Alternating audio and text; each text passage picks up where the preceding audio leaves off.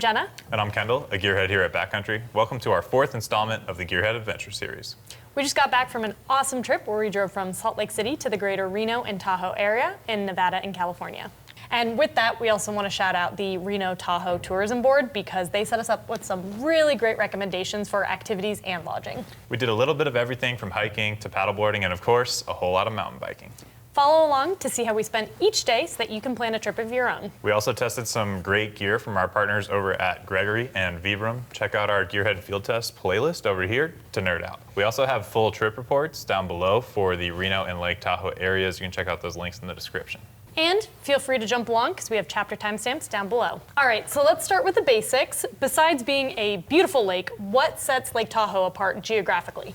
So Lake Tahoe is 22 miles long and 12 miles wide with 72 miles of shoreline around the whole thing.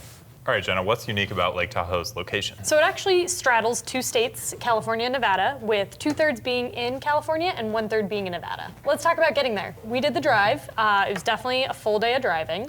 You can fly there if you want to opt for that, a little bit of an easier option. What are the flight options looking like? So we have the Reno International Airport, and then we have the Sacramento Airport, which is about a 2-hour and 20-minute drive. And then we have the San Francisco Airport, which is going to be just a little bit over 3 hours. So good flight options depending on where you need to go. One of our little tips for if you are driving, we would recommend to fill up on gas, ideally before Reno, if not in Reno, because definitely once you're crossing into California, getting closer to Tahoe, those gas prices are going to be significantly higher. Definitely ideal for people with really big trucks.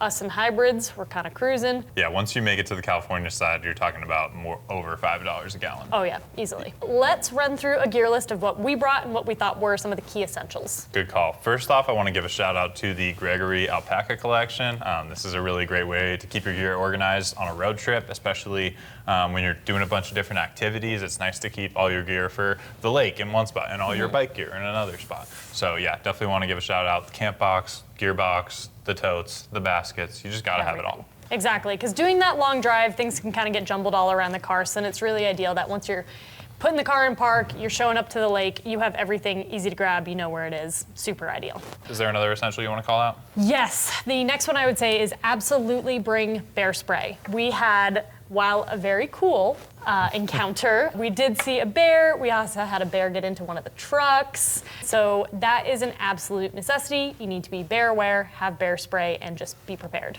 Yeah, the last thing you want to do is have a food conditioned bear get too close. All right, what were some of our other essentials that we brought? Well, you definitely want to have hiking shoes. You might even not have any hikes planned, but there's just so many opportunities to get out on the trail easily. So I'd recommend basic hiking gear and, of course, some mountain biking gear.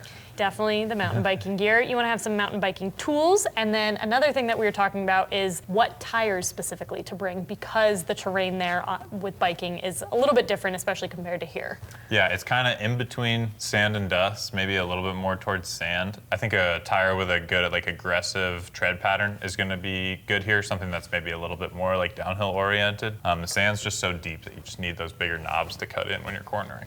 Not only do you want an aggressive tire tread pattern, but you're also going to want like a soft compound because there are also a lot of rocks, boulders, like big rock rolls, and it's definitely nice to have a little bit of extra traction. So if you're shopping Maxxis, something like Max Grip compound is going to be great. Yeah, I will say my first time riding in the Tahoe area was like such an adjustment because there was so much sand on the trail that I was kind of like sliding out, and I think having those tires really truly makes such a difference. Yeah, the sand can also like have a fine layer on top of the rocks, so it's like some of the rocks have really good grip, some are a little bit more slippery. You just want to make sure you have traction. And then speaking of sand, I'd say our last kind of group of essentials is going to be everything that you're going to need down by the water. Things like sun protection, sandals, beach attire, anything to go just jumping at the lake at any point. Yeah, a good pack towel can be nice. Definitely want to have a cooler, maybe something that rolls so you can get it in and out a little easier. So just before we jump into what our day-to-day looked like, let's talk about where we stayed because we did a hotel, we did 2 Airbnbs, and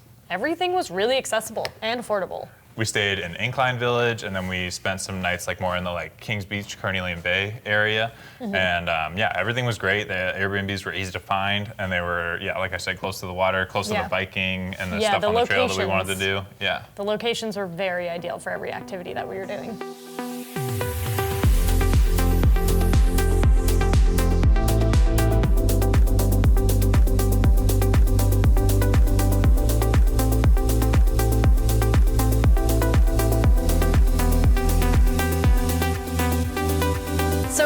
first day, we rode Mr. Toad's Wild Ride, and I loved this trail. This was actually one of my absolute favorites. Yeah, Mr. Toad's was just such a great first ride to kick off the trip. I would also like to say, before we got to that ride, we went to a coffee shop, Three Pines. Best coffee shop ever. It was absolutely adorable. Great drinks, great service.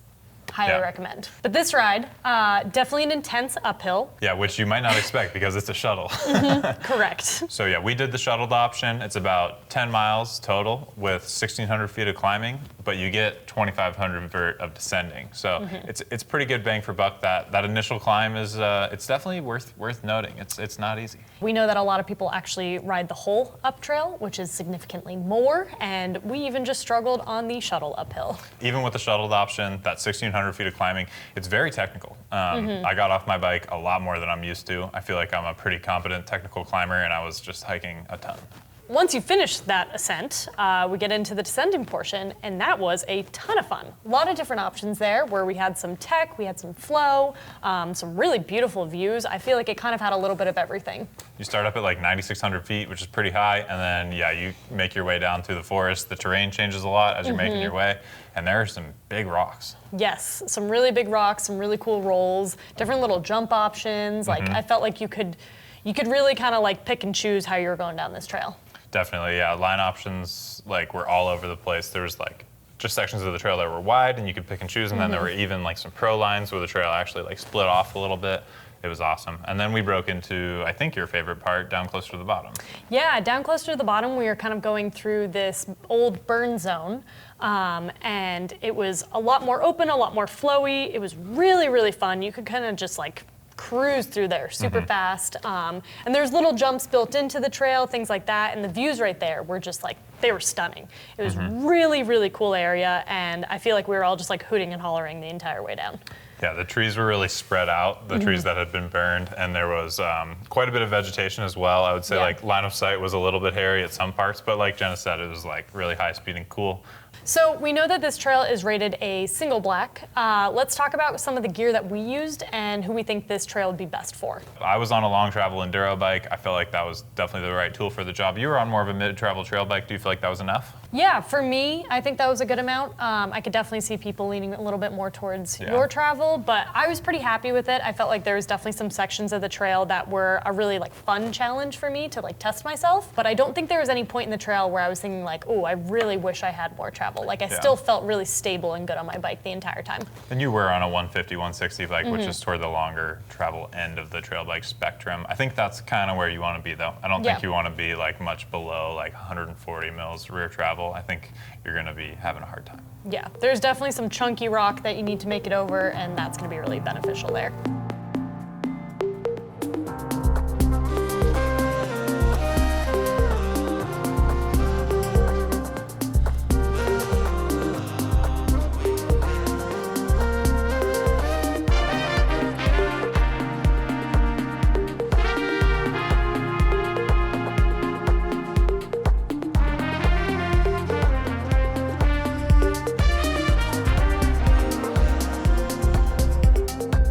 So for day two, we relocated Airbnbs to Incline Village, which put us in a really good spot to access the Flume Trail. The Flume Trail itself actually was closed. They're doing some work on the dam that's part of the reservoir in that area. But we were able to just pivot and do the Incline Flume Trail, which actually like connects. It's just right above the main Flume Trail, and the views are no slouch up there either.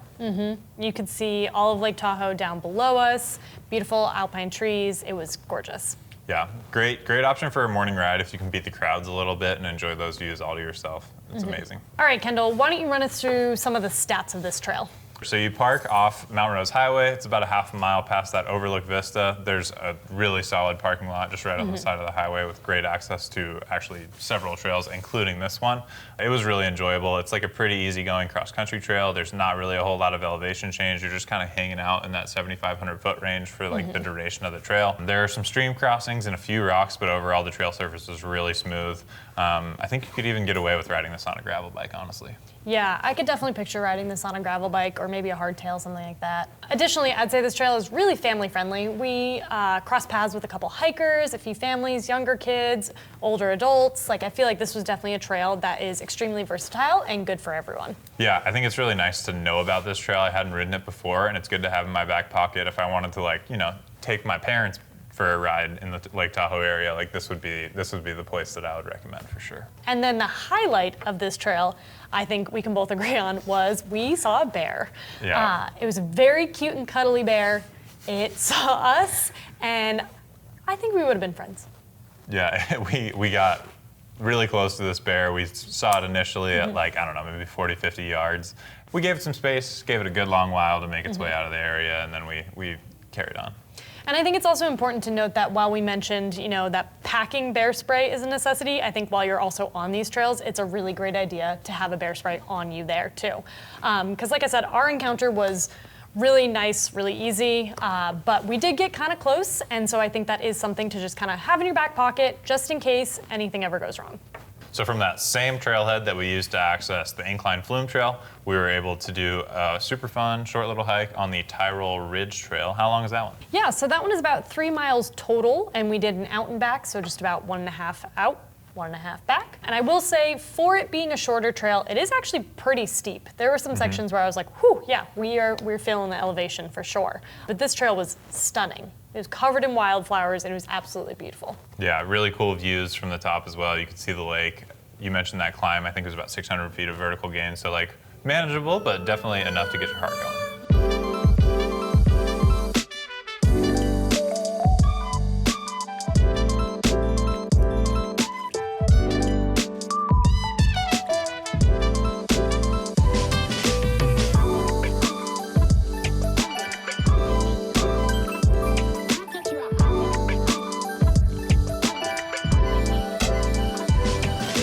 So moving on to day 3, we were at the Sky Tavern Bike Park, and I think we can definitely agree this was probably one of our favorite days. Yeah, so much fun. Sky Tavern is located off the Mount Rose Highway. It's a small ski resort that does not utilize chairlifts for its bike park operations. There is a climbing trail as a part of the bike park, and it's also e-bike friendly, which is rad, but we definitely shuttled every lap. Yes, and the shuttling is actually incredibly convenient because at least our shuttle driver, I think it took, what, under 5 minutes to get from the base to the top, and then she was able to loop right back down, pick us up. I mean, she was driving that way quicker than we were biking it. Oh yeah, for sure. I mean, it's still like a pretty decent descent. It's like 700 vertical feet, so it's not like they're tiny little short laps. Like, they're good bike park laps, but they're just, yeah, they're really easy to shuttle. I think that's a great way to go. Yeah, and I think the best part about this place is that it's also a really versatile spot, and you have a big range of trails going from like greens, blues to blacks. There's a little bit of a jump trail, there's some tech, a little bit of everything there. Yeah, they do a great job with the variety. This is a location that's big for like summer camps and things like that. So there are like a lot of kids clinics that happen here, and I think as a result of that, yeah, they get a lot more like resources to do trail building with. There's like a little pump track. There were some cool trails that went like side by side, so you could like split off and kind of stay with your group and end up at the same spot. Just tons of cool stuff. Great place to learn and a great place to just kind of keep improving. So why don't you run us through some of the stats of the 2 trails that we kind of stuck to? Surely, yeah. The first one we did was called Rick Sutherland. It's more of like a flow trail, and this one has some really fun like tabletop jumps, big like bike park berm style corners, and yeah, this was an awesome way to start the day. The jumps are not gaps besides like a few extra credit ones, so it's like chill, it's easy to get warmed up. You can roll things as you're learning the trail, and then you can start pulling up on the lips. Yeah, I think for the ones that were gaps, there was always a go around, so there's no mandatory gaps or anything like that. So if you do want to work your way up, it's really easy to go kind of scope everything out and then give it a try. Yeah, there's still some tech sprinkled in. The whole Lake Tahoe, Reno area is just super, super rocky. Yeah. It seemed like every trail had at least some amount of rocks on it, but yeah, as far as flow trails go, this was one of the flowier trails. Absolutely, yeah, you're not getting away with like a full flow there, that's for sure. Yeah. All right, and the second trail that we were riding a lot was the Skyline Trail. Do you want to kind of run us through that one as well? No flow on this one. This one's all rocks. This one starts like right at the top of the bike park. That's why it's called Skyline. And I mean, like literally, once you pull off the fire road into the trail, like the first part is like a pretty hairy tech section with like pedal grabber rocks. And we both kind of looked at it for a while and we're like, where do we go? Yeah, that was definitely a challenge one for me, but also really exciting and fun, and a great place to learn, like I was saying, because the immediate roll in, you just have this super tech rock section to an immediate right-hand turn, like full hairpin. Yeah. And it's just all sand. Yeah. But it was really fun, really exciting to get to try that one out and kind of test ourselves. And yeah, definitely tech throughout the rest of it though. We did a couple offshoots. I think one of them we went over to a trail that was called Just Another Bike Trail, and I did like a rock roll on that one. That was pretty cool. And yeah, it was lots of fun. We rode that one all the way through to the bottom, and there was plenty of fun to be had. All right, so as we were kind of talking about before, I think this place is really ideal for progression. And I think it'd be really great if you kind of had a group of all different levels. This would be a great spot for you because everyone can kind of ride something different and all meet up at the bottom and then just progress throughout the day. Yeah, and super family friendly as well, like you said. I think this is a really great spot for anyone at any level.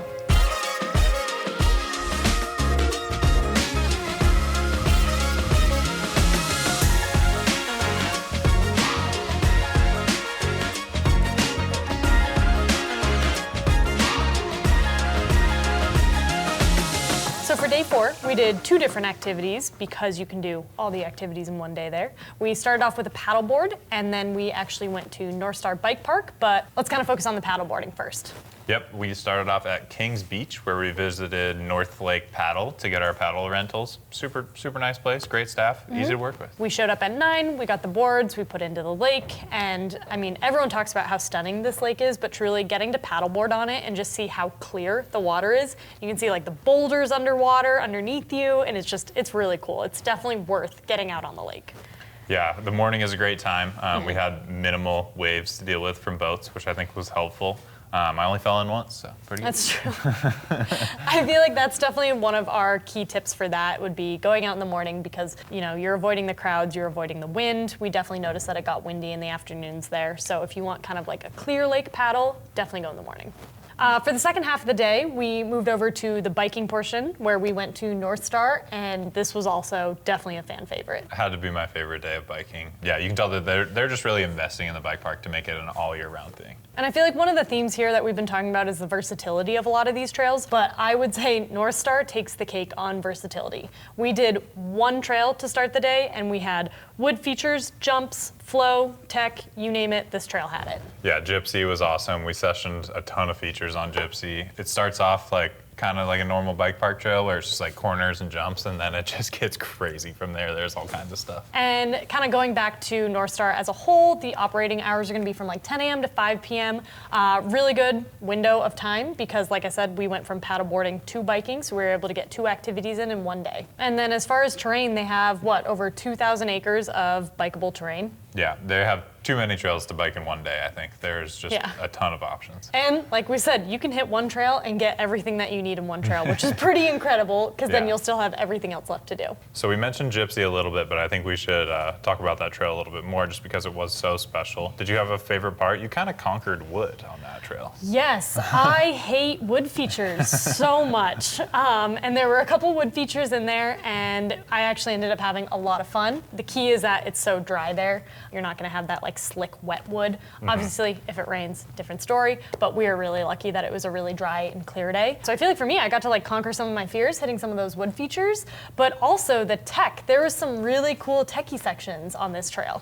Yeah, it was just a mix. You never knew what was coming from, big wood berms to that like triple line with 3 different options for wood features, just like a huge mix. On that note, if we go into the gear that we were wearing, we both had full faces on, which I think is definitely a necessity for this spot. Yeah, this is where I think we pretty much decked ourselves out in everything we had. I wore a chest protector, which I usually wear when I'm riding bike parks. I have like a bigger, thicker pair of downhill knee pads that I wore this day. Yeah, you want to pull out all the stops. So what do we think our biggest takeaways from this trip are? You know, I think North Lake just gets a lot of attention. North Lake Tahoe is like just where everybody focuses on, like a lot of the big restaurants, tourist attractions, ski resorts are kind of more in that area. But I just want to call out South Lake and more of like the Reno area as well. I mean, between Sky Tavern, Mr. Toad's in South Lake Tahoe. I just think those areas, they deserve a little bit more credit. Yeah, I feel like I've been in a similar position where I've heard a lot of people really talking up North Lake, but South Lake was so much fun. Sky Tavern was a ton of fun. Yeah. Mr. Toad's Ride, I felt like we were all just yelling. That was life-changing. Flume is a great family-friendly area. Good for hiking, biking, great for beginners. Northstar and North Lake, definitely no slouch. There's plenty of fun to be had up there. Don't want to like bash on North Lake at all. If you haven't been to Northstar, you should go to Northstar. I think that's also an important takeaway. I mean, I think if you did like a family vacation there or just a single vacation there, there's gonna be something for everyone, and I think that's what makes this place so amazing. Definitely make sure to rent a boat though. We didn't hit that part, and you should rent a boat. All right, everybody, that's a wrap. Thank you so much for watching, and a huge thank you to our partners as well. Make sure to like, comment, and subscribe. Maybe let us know in the comments, are you a North Lake person? Are you a South Lake person? If you have any questions about the gear used in this video, be sure to reach out to a Gearhead. We are always here to help. And until next time, we'll see you out there. You.